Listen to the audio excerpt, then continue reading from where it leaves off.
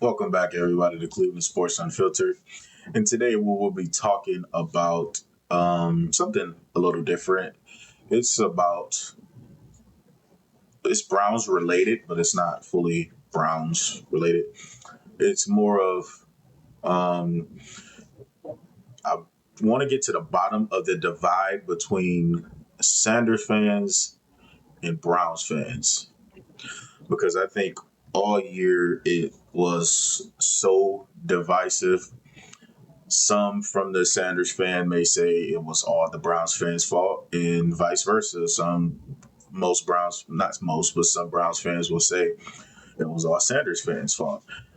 And I do want to get to the crux of the divide between both fan bases because me being a Browns fan, um, I can understand for the most part, not the most part, yeah, for the most part, I can understand where Browns fan anger towards Sanders fans is. It's you guys like attack everybody who doesn't agree with you. Not all of you. Let me first correct myself on that. Not all of you, but the extremist fans who think he can do nothing wrong. They attack everybody when you don't agree with them, when you don't say what you when you don't say what they want you to say or what they want to hear, when they don't glaze and when they don't dick ride and all of that good shit. That's the Browns fans perspective of it. You guys, from like I said, from a Browns fan perspective, you guys overhype him and y'all think he's better than what he is, and you guys don't want to see things from everybody else's perspective. You just want to sit and glaze. But to the non-extremist Sanders fans, to his stands and not his extremists, it's not even that you guys. I could be wrong, and I hope some of you guys correct me in the comments if I'm wrong. I don't think it's that you think he's like the greatest thing ever or anything like that. It's all year you guys felt he was unjustly treated especially starting from the draft, which I can agree because hey, I'm glad he fell to the fifth round because I liked him in the draft. I would have took him at two, but you guys felt that fall was unwarranted. I can agree. You guys felt like he didn't get full fair treatment with the reps in the offseason program, and as Dylan did, and I can agree with that too because I didn't understand like as a talent how did Dylan get more reps and more exposure to the offense faster than Shador did. And it's not, yeah, I don't think you guys are as bad as what I originally thought because I did think all of you were just annoying extremist fans. But I do think it's yes, the extremist fans, they are delusional. They do think he's like the greatest thing since sliced bread. But the regular, diehard Shador stands, the one who are realistic, you guys just want fair opportunity, and you guys you just have belief in your guy, and that's fine because I have belief in y'all guy, and I'm not, like I said, I'm not a stan, but I am a fan of his. And you guys just think he can play, and you guys think, given the opportunity, given a good line, given some more good receivers, and given the full off season to get equal amount of reps or even more reps, you guys think that he could be a franchise quarterback given time. And if you watch one of my last videos on Shador, I do think he can be a franchise quarterback. That's where I do agree with you guys. You guys just want the fair treatment of Shador, and like I said, that's where I think the divide is Browns fans. Some of them do Some of them are anybody but Shador people. Some of them are that, but and I can agree with the Shador stands, the Sanders stands when they say especially Cleveland media, it's anybody but Shador. I can see where you guys come from for the most part because if you listen to anybody else, almost you take Anthony Richardson and you go out and sign Malik Willis and you get Ty Simpson in the draft and you get insert said quarterback over Shador, and I can understand the frustration you guys have with that because that is very frustrating when he didn't. How do I put this? I don't think his play was as bad as the stats would say. I don't think the stats is everything. I don't think the stats tell the full story because, yeah, the stats say he was one of the worst quarterbacks in league history or whatever Jason Lloyd said. No disrespect to Jason Lloyd, but I disagree. He don't think he good, and that's fine. Everybody's entitled to their opinion. And you know, I think he can become a franchise quarterback given time, and so do the Sanders stands. But to the extremist, talking to you, not the regular, not the ones who have common sense. To the extremists, you guys do have to understand he does have things to work on. Everything is not sabotage. That's where I did disagree with y'all in the last off season. I don't think it was sabotage. I don't think the Browns were trying to set him up to fail or anything like that. I don't even think that Kevin Stefanski didn't like him. I think he just preferred Dylan's style more. And that's okay. And that's what everybody has to realize. That's okay. Not everybody is for everybody's cup of tea. I'm not certain people's cup of tea. You're not certain people's cup of tea. Shador's not everybody's cup of tea. And that's okay. And from the looks of it, from the sounds of it, he's the cup of tea that Todd Monken wants. And that's hopefully fine. But what I want Sanders fans and Browns fans to realize is that we can all win together. We can all win together.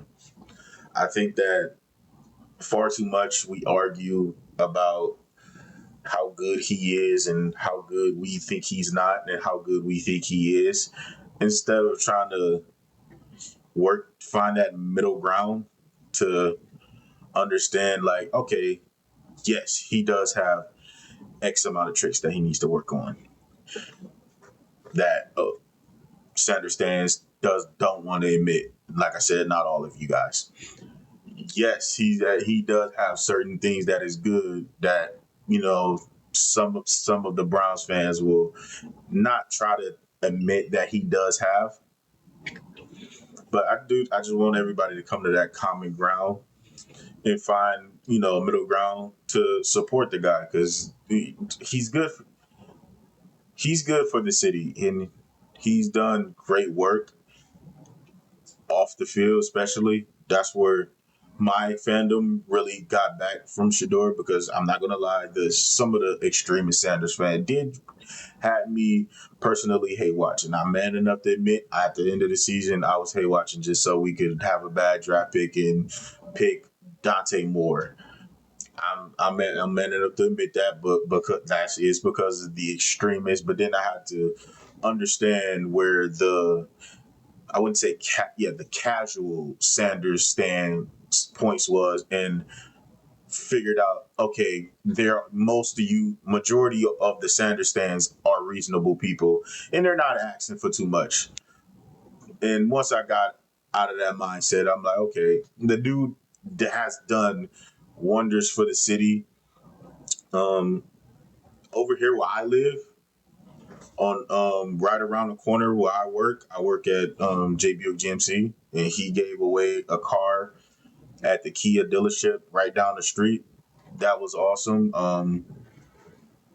It was fantastic. I know it made that lady's day, or it made her year probably. Hell, you never know what stuff like that can do. Also, with the what was that fire? I'm sorry for the where that fire was with not the fire, the gas explosion, where the gas explosion was, and him taking time off from his vacation early and coming back and doing what he did and ingratiating himself when people told him, I don't think this is a place you want to go. I don't think we should do it. And he did it anyways. So for that, I would never not have love and respect for him off the field. But just because of what he's done off the field and his philanthropy off the field and his charitable off the field, and he goes to high schools. He went to high school hit the high schools the moment he was drafted and got to Cleveland to talk to the youth, and the giveaways he does and taking time out to spread love. That will always have love for me. But I do want everybody to come to the middle ground. Like, hey, if he wins, we all win. If he looks bad, rooting for only him to play good on the Sanders stand side, only rooting for him to play good. That does him no well, because yeah, he can play good, but in order for him to get like a contract extension or anything like that, wins matter. Not all stats matter and all that stuff. And for Browns fans, we gotta embrace him, because I do feel like a good amount of time watching other sports shows and watching people talk about him. Like, I can understand where the Sanders fans coming from, when it is sometimes it's anybody but Shador, and I can understand their frustration with that. But we gotta come to a common ground when if he wins, we win. Browns fans, listen to me. If he is the answer at quarterback, why do we care?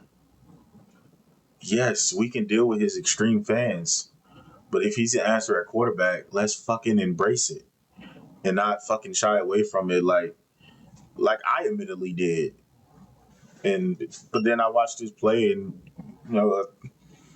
there are some things that definitely stood out, like I said in my video about him. But hoping he fails like I did. I'm not, like I said, I'm man enough to admit that.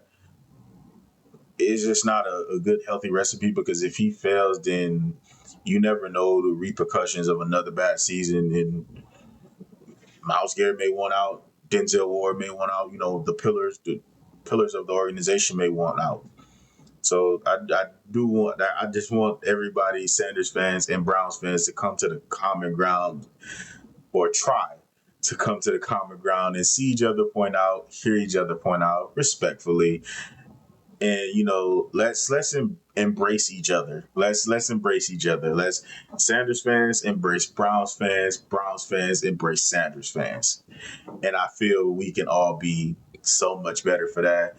And you never know, he may turn into a top 5 quarterback and we're arguing with Chiefs fans, Bills fans, Ravens fans, Bengals fans that our guy is better than your guy.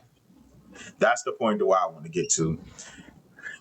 Him getting to the point to where he's the franchise quarterback, no doubt, and all of us talking our shit together to all them other fans, especially the Browns fans. We can finally talk our shit to all the other fans, because everybody talks their shit about us not being able to find a goddamn quarterback, and I'm fucking tired of it. And if it's Shador, I don't care. Like I said, I don't care who it is. If it's Shador, I'm all fucking for it. I like him in the draft anyways coming out, so I hope it is him. I pray to God that it's him.